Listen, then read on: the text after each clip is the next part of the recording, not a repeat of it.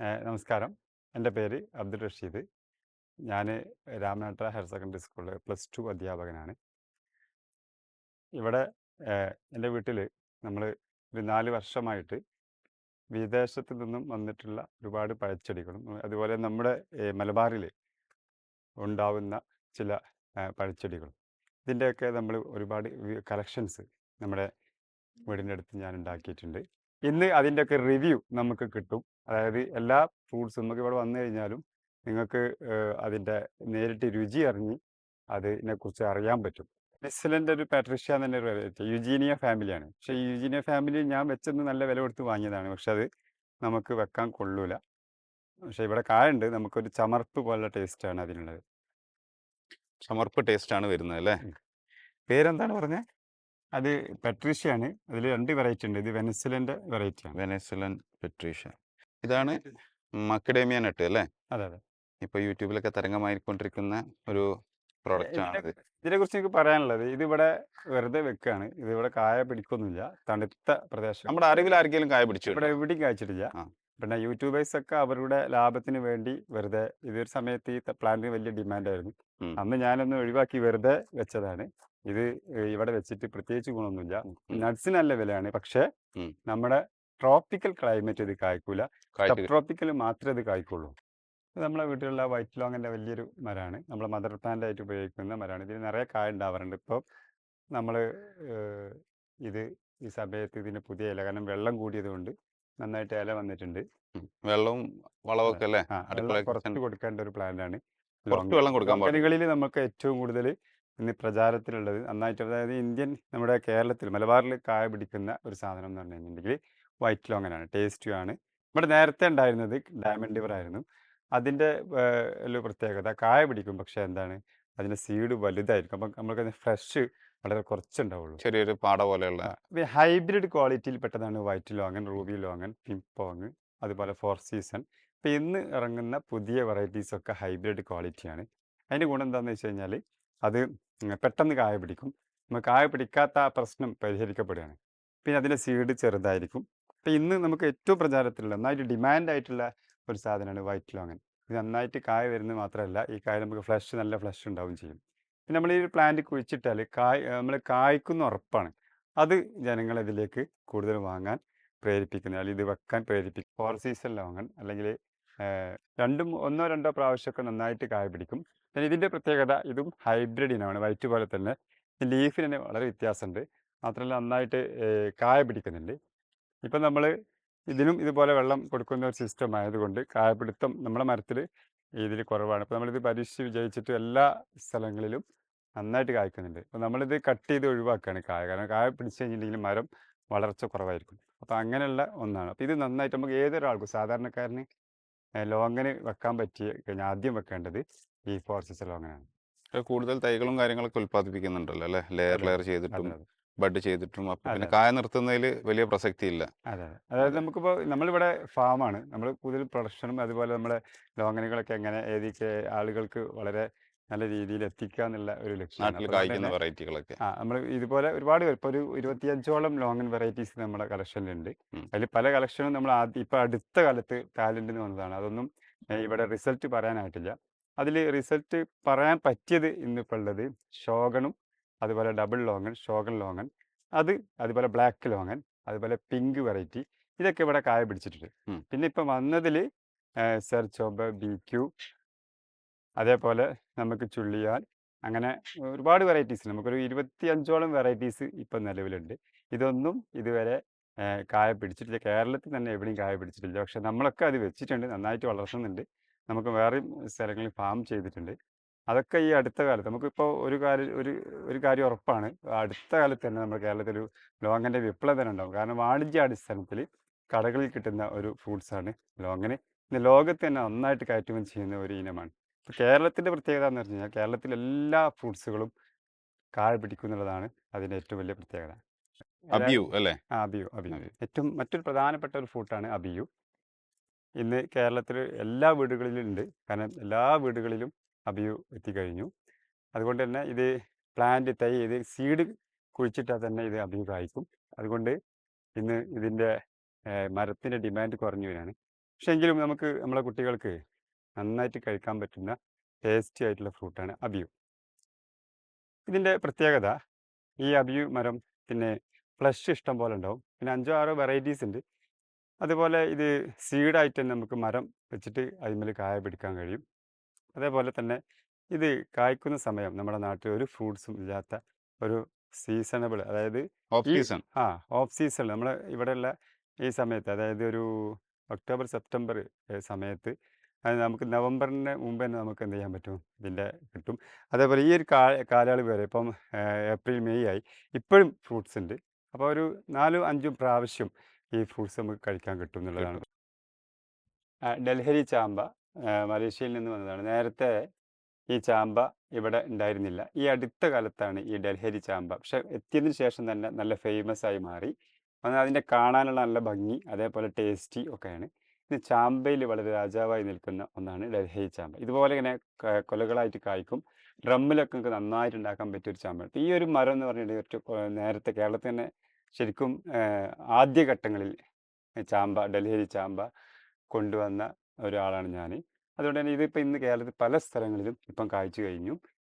ഇതുപോലെ ഡ്രമ്മിൽ നന്നായിട്ട് വളർത്താൻ പറ്റിയ വളരെ നല്ല രസകരമായ നല്ല സൈസുള്ള ഒരു ചാമ്പയാണ് അല്ലേ? അതെ അതെ, ഒന്നൊരു 100 150 ഗ്രാമിന്റെ ഒക്കെ ഗ്രാം സൈസിലേക്ക് വരുന്ന ഇത് കൊലകൊലയായിട്ട് നിൽക്കും. പിന്നെ അതേപോലെ ഒരു ഇങ്ങനെ നെറി പോലുള്ള ഒരു സംഭവം ഉണ്ടാവും. ഇത് നന്നായിട്ട് പഴുത്താലാണ് അതിൻ്റെ കൃത്യമായ ടേസ്റ്റ് ഉണ്ടാവുക. അത്യാവശ്യം നല്ല കായപിടുത്തുണ്ടല്ലോ ചെറിയ തൈ തന്നെ. അതെ അതെ, ഇത് പെട്ടെന്ന് ഇതിങ്ങനെ റെഡ് കളറിലേക്ക് മാറും. മാറും, മാറിക്കഴിഞ്ഞാൽ നല്ല ഭംഗിയുണ്ടാവും. ഒരു മെറൂൺ റെഡ് കളറിലേക്ക് അല്ലേ? അതെ. ഇത് ഉമ്മറിനേക്കാളും കായപിടുത്തുണ്ടോ? ഈ ഡൽഹിക്ക് പെട്ടെന്ന് കായ പിടിക്കുന്നുണ്ടോ? അല്ല, രണ്ടും സെയിം. രണ്ടും സെയിം തന്നെയാണ് അല്ലേ? ഓക്കെ. ജബോട്ടിക്കാവ, അല്ലെങ്കിൽ മരമുന്തിരി എന്ന് പറയും. ബ്രസീലിയനാണ് ഇതിൻ്റെ ആസ്ഥാനം. ഇന്ന് ഒരു ഡ്രമ്മിൽ കേരളത്തിലെ ഏത് ചെറിയ വീട്ടിലും, അതുപോലെ നമുക്ക് ഈ വീടുകളിൽ, നമ്മളെ കോട്ടേജുകളിൽ അല്ലെങ്കിൽ ഫ്ലാറ്റുകളിൽ താമസിക്കുന്നവർക്ക് പോലും ഒരു ഡ്രമ്മിൽ വെച്ച് മുന്തിരി ഉണ്ടാക്കാനും ഒരു മുന്തിരി സ്വന്തം മക്കൾക്ക് കഴിക്കാനും പറ്റിയ ഒന്നാണ് ബ്രസീലിയൻ മരമുന്തിരി എന്ന് പറയുന്നത്. ഇതിൻ്റെ ടേസ്റ്റ് എന്ന് പറഞ്ഞു കഴിഞ്ഞിട്ടുണ്ടെങ്കിൽ സാധാ മുന്തിരി പോലെ തന്നെയാണ്. ഇത് ഇത് ഇന്ന് എല്ലാ വീടുകളിലും വെച്ച് കഴിഞ്ഞു. ഇപ്പം നമുക്കിവിടെ വന്നു കഴിഞ്ഞാൽ, ഇനി അഥവാ ഇതിൻ്റെ ടേസ്റ്റിനെ കുറിച്ച് അഭിപ്രായ വ്യത്യാസങ്ങൾ വന്നു കഴിഞ്ഞിട്ടുണ്ടെങ്കിൽ നിങ്ങൾക്ക് കഴിച്ച് അതിൻ്റെ റിവ്യൂ ഒക്കെ അറിയാൻ പറ്റും. അതാണ് ഈ എൻ്റെ വീട്ടിൽ ഒരുപാട് മരമുന്തിരി ഉണ്ട്. ഒരു 10 20 വെറൈറ്റീസ് ഉണ്ട്. ഇപ്പോൾ ഏകദേശം എല്ലാ വെറൈറ്റികളും ഏകദേശം ഒരേ ഒരു ടേസ്റ്റ്, ചെറിയ ചെറിയ വ്യത്യാസമുള്ളൂ. പക്ഷെ നമ്മളതിൻ്റെ കളക്ഷൻ ചെയ്യുന്ന ആളുകൾ വെറൈറ്റി ഒരുപാട് എടുക്കാറുണ്ട്. അതുകൊണ്ടാണ് നമ്മൾ നേരത്തെ ഒരുപാട് കളക്ട് ചെയ്തിരുന്നു. ഇപ്പം കളക്ഷൻ കുറവാണ്, കാരണം ഇപ്പോൾ കായ്ച്ചു കഴിഞ്ഞു. ഇപ്പോൾ റെഡ് ഹൈബ്രിഡും എസ്കർലേറ്റുമാണ്, അതുപോലെ സബാറ, ഈ 3 ഇനങ്ങളാണ് ഇന്ന് ഇവിടെ വളരെ വ്യാപകമായിട്ട് എല്ലാവരും വെച്ച് കഴിഞ്ഞു. അത്യാവശ്യം വെക്കേണ്ടവർക്ക് ഈ 3 വെറൈറ്റികൾ മതി. വെക്കേണ്ടത് ഈ ഒരു 1 2 വെറൈറ്റി വെച്ചാൽ മതി. വെറുതെ കളക്ഷനിലേക്ക് പോകേണ്ട യാതൊരു ആവശ്യവും ഇല്ല. ഇത് ഉമ്മർ ചാമ്പയാണ്. നമ്മുടെ ചാമ്പയിൽ നിന്ന് നമ്പർ 1, ഡൽഹരിക്ക് മുകളിലാണ് ഉമ്മർ ചാമ്പ. ഉമ്മർ ചാമ്പ എന്ന് പറയുമ്പോൾ നേരത്തെയുള്ള നമ്മുടെ തായ്ലൻഡിൻ്റെ സീഡ്ലെസ് ചാമ്പ തന്നെയാണ്. പക്ഷേ വളാഞ്ചേരിയുള്ള നഴ്സറിക്കാരനാണ് ഉമ്മർ ബായ്. അപ്പോൾ അദ്ദേഹത്തിൻ്റെ വീട്ടിലുണ്ടായിരുന്ന ഒരു ചാമ്പയാണ്. ഇന്നിപ്പോൾ കേരളത്തിൽ എല്ലാവർക്കും ആവശ്യമുള്ള ഒരു പ്ലാന്റാണ് ഈ ചാമ്പയിൽ ഉമ്മർ ചാമ്പ. ഇതിൻ്റെ ടേസ്റ്റിൽ ഇതിൽ യാതൊരു വിട്ടുവീഴ്ചയില്ല. നല്ല സ്വീറ്റായിരിക്കും, നല്ല ഒരു കരിമ്പിൻ്റെ ടേസ്റ്റ് ആയിരിക്കും, നല്ല കൊലകൊലായിട്ട് ഇതേപോലെ കായ്ക്കും ചെയ്യും. ഈ ഉമ്മർ ചാമ്പക്ക് പേരിട്ടത് ആരാണ്? നാട്ടുകാരാണോ അത് ഉമ്മർക്കാണോ? അല്ല, അത് ഉമ്മർക്കല്ല, നാട്ടുകാർ നാട്ടുകാരിട്ട പേരാണ് അല്ലേ? ചാമ്പ അങ്ങനെ ഗ്രൂപ്പ് കുറെ ആളുകൾക്ക് സംശയമുണ്ട്. ചർച്ചയിൽ വന്ന് സാധാരണ ഇട്ട് അദ്ദേഹം ഇട്ടതോ അല്ലെങ്കിൽ അദ്ദേഹം അതിൻ്റെ പാറ്റന്റിനോ ഒന്നും ആവശ്യപ്പെടാത്ത ഒരു വ്യക്തിയാണ്. നമ്മളിപ്പോൾ ചാമ്പയിൽ ഏറ്റവും നല്ല ഏതാണെന്ന് ചോദിച്ചാൽ നമ്മൾ ഇത് ആണ് ഒന്നാമത് പറയുന്നത്. ഉമ്മർ അത് ചാമ്പ. കഴിഞ്ഞിട്ടാണ് ബാക്കിയുള്ളത് നമ്മൾ പറയുന്നത്.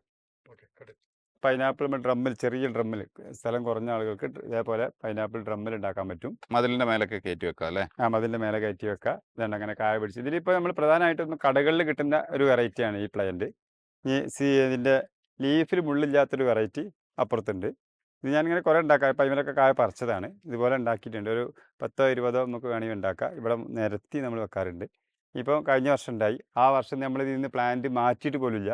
അതേ പ്ലാന്റിൽ തന്നെ അതിൻ്റെ തൈ മുളച്ചുണ്ടായിട്ടുണ്ട്. പ്രത്യേകിച്ച് കെയർ ഒന്നും വേണ്ടാത്തൊരു പ്രത്യേകിച്ചൊന്നും വേണ്ട. നമ്മൾ ചെറിയ രീതിയിൽ ചാണകപ്പൊടി, വളം ഒക്കെ ഒന്ന്, അതുപോലെ കോഴിക്കാഷ്ടമൊക്കെ ഒന്ന് ഇട്ടെടുത്ത് കഴിഞ്ഞാൽ നന്നായിട്ട് കായ പിടിക്കും. Okay, cut.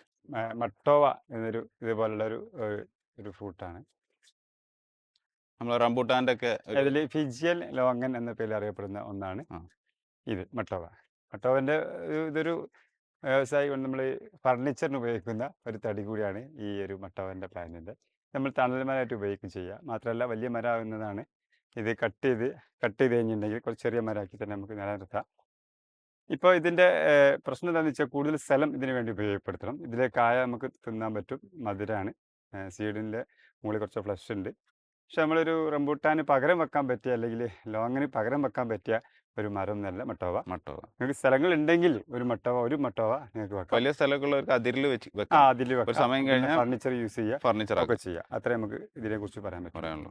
രുചിയുള്ള ഒരു പഴം അല്ല, രുചിയുള്ള പഴം. പക്ഷേ റംബൂട്ടാനെ ലോങ്ങിന്റെ ലെവലിലേക്ക് റംബൂട്ടാൻ ലോക ലെവലിൽ നമ്മൾ മട്ടോവനെ മട്ടോനൊക്കെ വിയറ്റ്നാമിൻ്റെ ഒരുപാട് വെറൈറ്റീസ്, തായ്ലൻഡ് വെറൈറ്റീസ് വന്നിട്ടുണ്ട്. അതിൽ നമ്മൾ റെക്കമെൻഡ് ചെയ്യുന്ന വെറൈറ്റീസ് നാംഡാക്ക് മൊയ്, കാട്ടിമോൻ, ഓസിയാങ്, സൂപ്പർ കീണ്, അതുപോലെ ആർട്ടി2, ഇങ്ങനെ 5-6 ബനാന മാംഗോ, അതേപോലുള്ള വെറൈറ്റീസ്. ഇപ്പോൾ കാട്ടിമോനെ നമുക്ക് ആർക്കും എവിടെ കൊണ്ടുപോയി വെച്ചാലും കായ്ക്കുന്ന 100% ഗ്യാരണ്ടിയാണ്. ഇപ്പോൾ ഇതുപോലെ പൂ വന്ന് കായ പിടിക്കുന്ന ഉറപ്പാണ്. ഇപ്പോൾ നേരത്തെ ഉള്ളത് പോലെയല്ല. അതേപോലെ നമ്മൾ നേരത്തെ ഇവിടെ ഓൾ സീസണായിട്ട് കായ്ക്കുന്നൊരു മാംഗോ ഉണ്ടായിരുന്നു തായ്ലൻഡിൻ്റെ. അതിനെ വെച്ച് നോക്കുമ്പോൾ ആ മാംഗോ നമുക്കങ്ങനെ കഴിക്കാൻ കൊള്ളില്ല. ഇന്നിപ്പം കാട്ടിമോനും നാംഡാക്കുമോയും ഒക്കെ നമുക്ക് സീറ്റ് ലൂബി, ഇത് നമ്മൾ നേരത്തെ നമ്മുടെ നാട്ടുകളിൽ ഔലോലിക്ക എന്നൊരു ഇനുണ്ടായിരുന്നു, അതിൻ്റെ ഒരു സീറ്റാണ് ഇത്. വിയറ്റ്നാം അല്ലെങ്കിൽ മലേഷ്യ അവിടെയൊക്കെ ഉണ്ടായിരുന്ന സാധനമാണ്. കുറച്ച് മുമ്പ് തന്നെ കേരളത്തിലെത്തിയിട്ടുണ്ട്. ഇന്ന് ഇത് വളരെ പ്രചാരമുള്ളതാണ്. കാരണം പിന്നെ എത്ര വെറൈറ്റികൾ ഉണ്ട് ഇപ്പോൾ നമ്മുടെ നാട്ടിൽ? ഇതിൽ പ്രധാനമായിട്ടും ഇപ്പം 2 വെറൈറ്റിയാണ്. ആ. ഒന്ന് NR ലൂബി, നാഷണൽ റോസ് ഗാർഡൻ കൊണ്ടുവന്നത്. മറ്റൊന്ന് ഐശ്വര്യ. അതിന് പല പേരുകളുണ്ട്, മലേഷ്യന്, ഉമ്മർ, അങ്ങനെ പല ഗ്രീന്, ഇതൊക്കെ പല പേരുകൾ അറിയപ്പെടുന്നുണ്ട്. ഇതിന് രണ്ടിന് പ്രത്യേകത, NR ലൂബി അതിൻ്റെ ലീഫ് ഇതേപോലെ ചുവപ്പ് ലീഫായിരിക്കും വരിക, മറ്റത് ഗ്രീൻ ലീഫായിരിക്കും വരിക. പിന്നെ ഇതിൻ്റെ കായ കുറച്ച് ചെറുതാണ്. ആ മറ്റേ ലൂബിൻ്റെ, അതായത് നമ്മളെ ഗ്രീൻ ലൂബി, അത് കുറച്ച് വലുതായിരിക്കും അതിൻ്റെ കായ. അപ്പം ഈ ടേസ്റ്റ് ഒക്കെ ഒരേ ടേസ്റ്റാണ്. പക്ഷെ നമ്മൾ ജബോട്ടിക്കാവിനെ വെച്ച് നോക്കുമ്പോൾ അതിനേക്കാൾ ടേസ്റ്റ് സീറ്റ് ലൂബിക്കാണ്. അതിൻ്റെ സീഡ് ഒഴിവാക്കാനില്ല, നേരിട്ട് കഴിക്കാം, കുട്ടികൾക്കൊക്കെ കഴിക്കാം. പിന്നെ ഇതിൻ്റെ കുഴപ്പം എന്താണെന്ന് വെച്ച് കഴിഞ്ഞാൽ നമ്മൾ ഗ്രാഫ്റ്റ് തൈയാണ് ഇത് ഉപയോഗിക്കുക.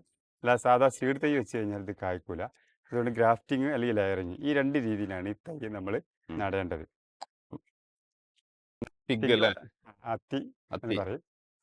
ഇവിടെ നേരത്തെ നമ്മുടെ നാട്ടിൽ കാട്ടത്തിയായിരുന്നു വെച്ചിരുന്നത്, നമ്മൾ തണലിന് വേണ്ടി ഉപയോഗിച്ചിരുന്നത്.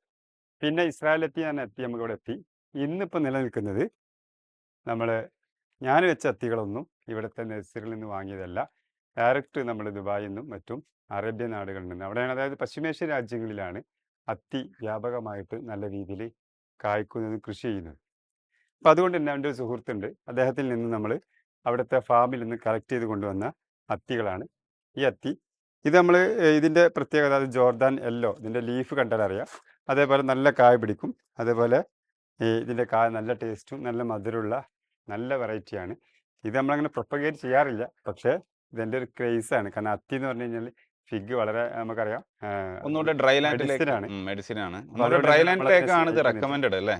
ഇത് ആർക്കും വെക്കാം. ഇതിപ്പോൾ നമ്മൾ ഇതിൻ്റെ അടുത്ത് എല്ലാ മരം കണ്ടോ, എല്ലാ മരം എല്ലാത്തിനും കായുണ്ട്, കായ പിടിക്കാത്ത പ്രശ്നത്തിനില്ല. ഇത് ഇതിന്റെ വാല്യൂ നമുക്കറിയാം. ഈ പച്ച തന്നെ, ഈ പഴുത്ത് തന്നെ നേരെ ലുലു മാളിലും മറ്റൊക്കെ നമ്മൾ ഒരു വളരെ എക്സ്പെൻസീവ് ആയിട്ടുള്ള സാധനമാണ്. നമ്മുടെ നാട്ടിൽ കുറച്ചൊരു കെയർ വേണ്ട ഒരു മഴക്കാലത്ത് നമുക്ക് കെയർ കൊടുക്കേണ്ട ഒരു സാധനമാണ് ഫിഗ് കേട്ടോ. അപ്പോൾ ഡ്രാഗൺ എന്ന് പറയുമ്പോൾ നേരത്തെ നമുക്കൊരു അത്ഭുത പഴമായിരുന്നു എന്ന് പറഞ്ഞിട്ടുണ്ടെങ്കിൽ വിദേശത്തു നിന്ന് വരുന്ന ഒരു പഴമായിരുന്നു. ഇന്ന് നമ്മുടെ നാടുകളിൽ വ്യാപകമായിട്ട് കൃഷി ചെയ്യാൻ തുടങ്ങി.